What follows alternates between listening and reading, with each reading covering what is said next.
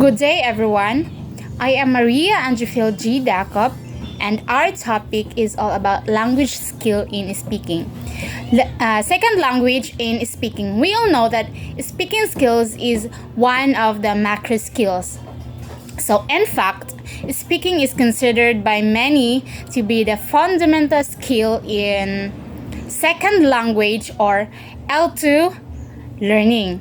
So, in what are often referred to as productive approaches to language teaching.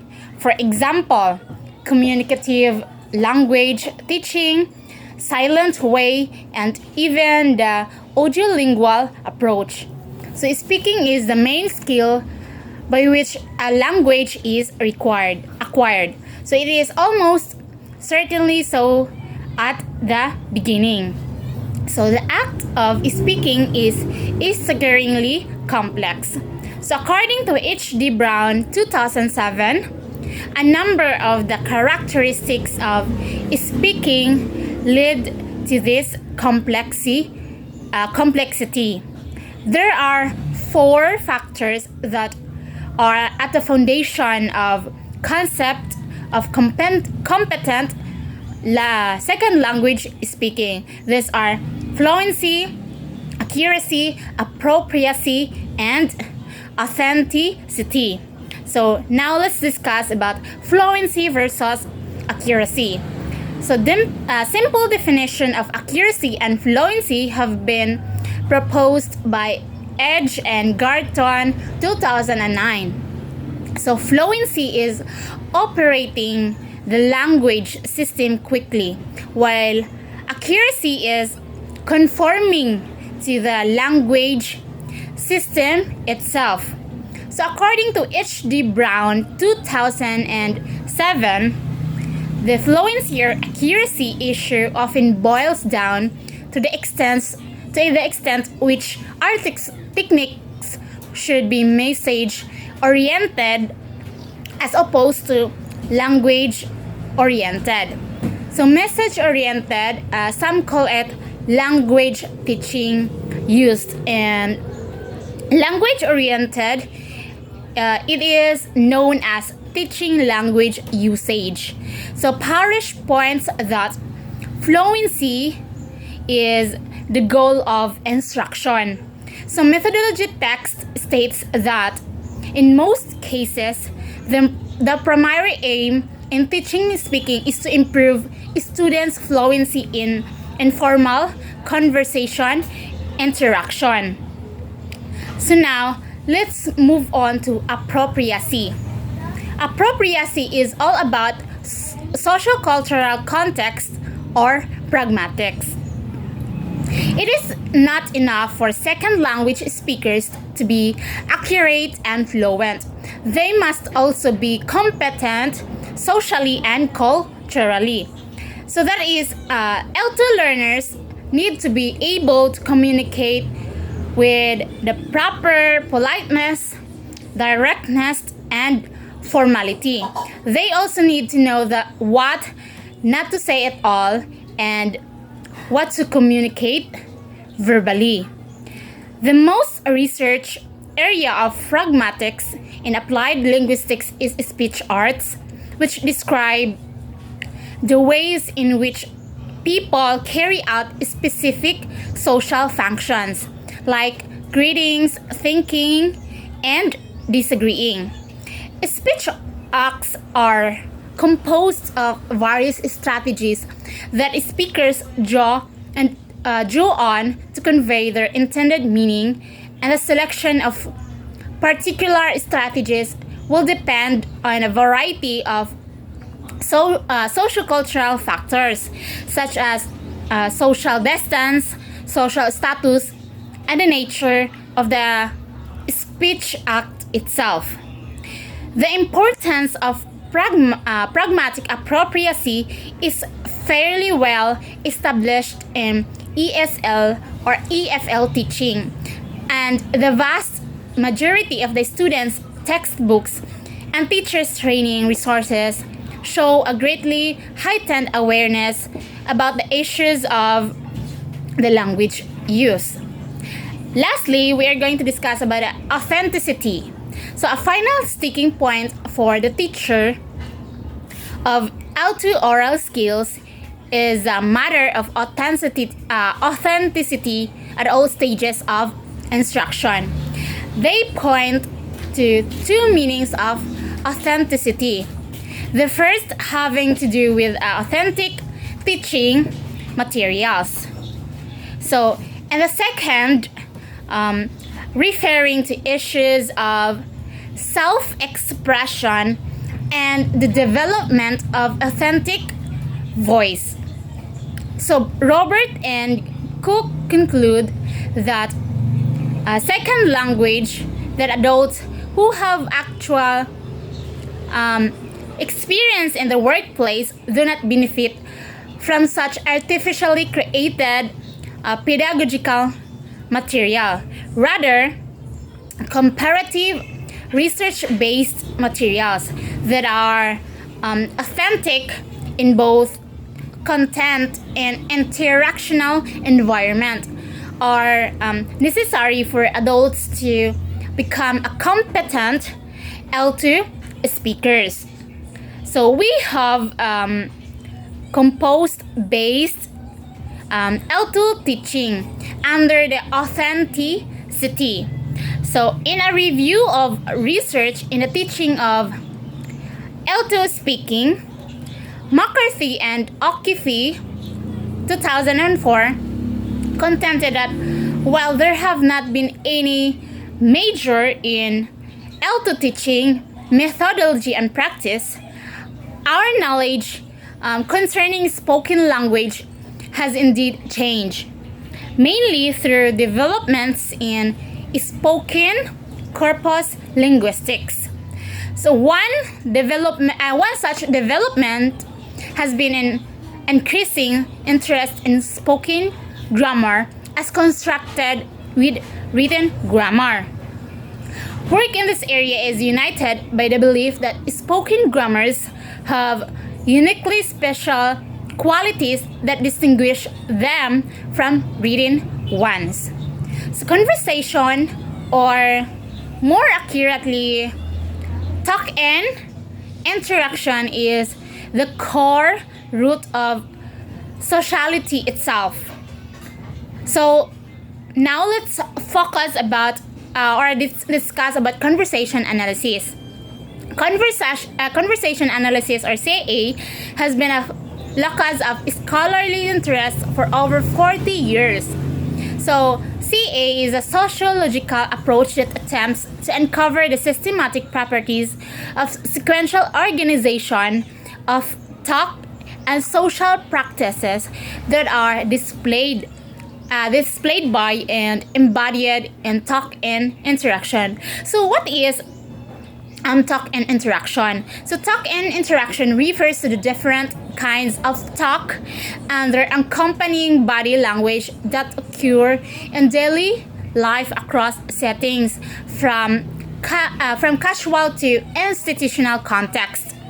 Specifically, CA is concerned with the organization systems that underlie conversation and other forms of spoken language, including overall structural organization like openings, closings, and translation. We have also turn taking, the structure and distribution of turns. Sequence structure, which is the linking of turns to the performance of actions like requesting, greetings, and etc. And lastly, repair. Repair is the mechanisms for rectifying problems of hearing and understanding in conversation.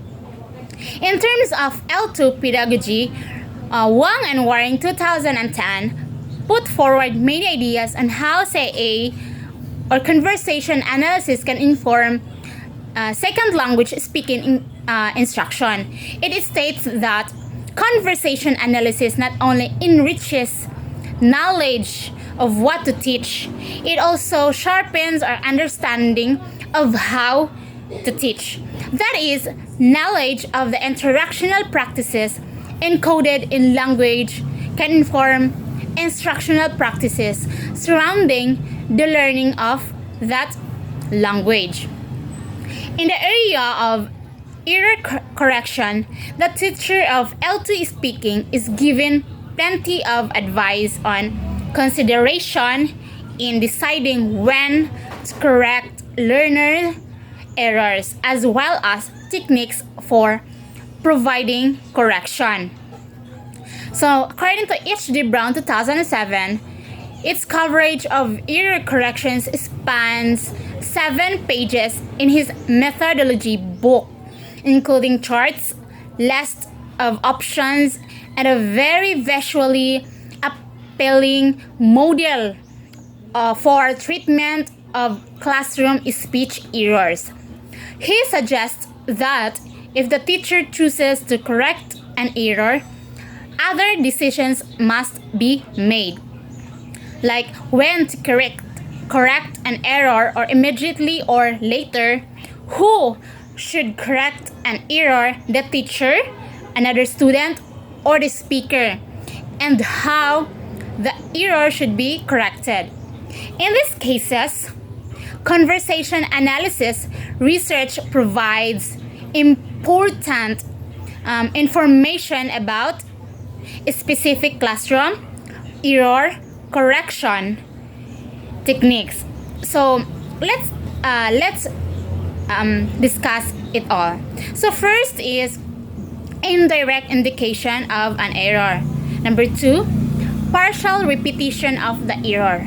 Number 3, the repetition of the original question that generated the error. Number 4, repetition of the error with rising intonation. And number 5, provision of a correct version. The number 6, indication of why an error is an error rather than calling it one. For the number 7, acceptance of the incorrect form and then giving the correct form. And lastly, number 8, the invitation to other students to do the repair. I return to error correction in the next section. So now let's discuss moreover.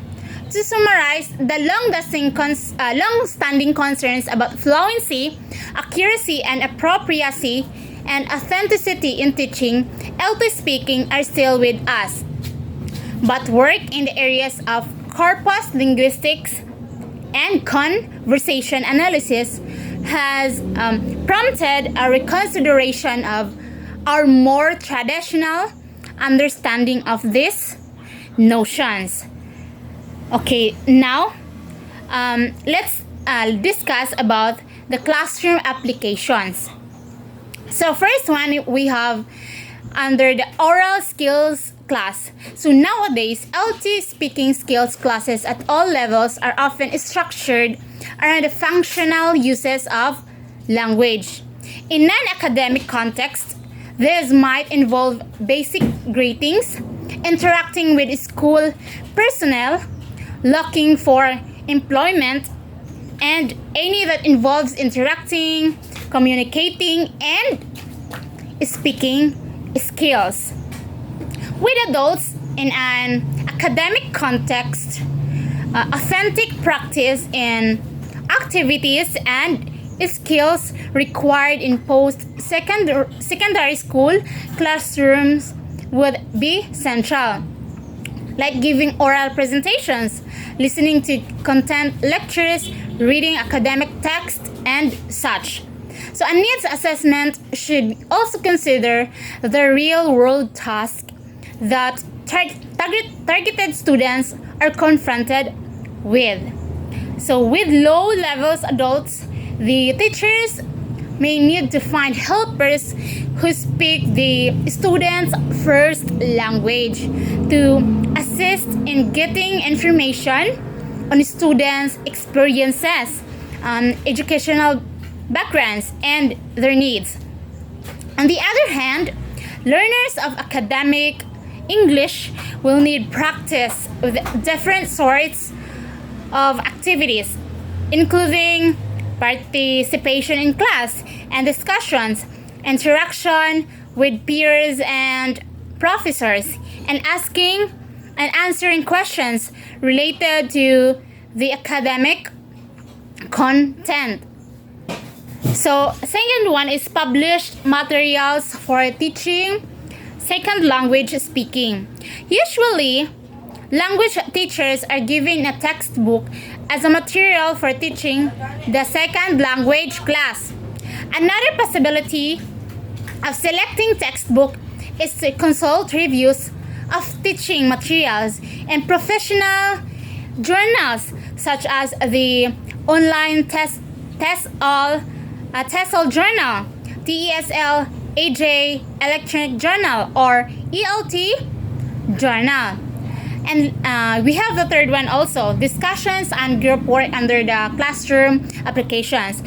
The LT speaking teacher must take decisions about grouping and pairing students for class discussions.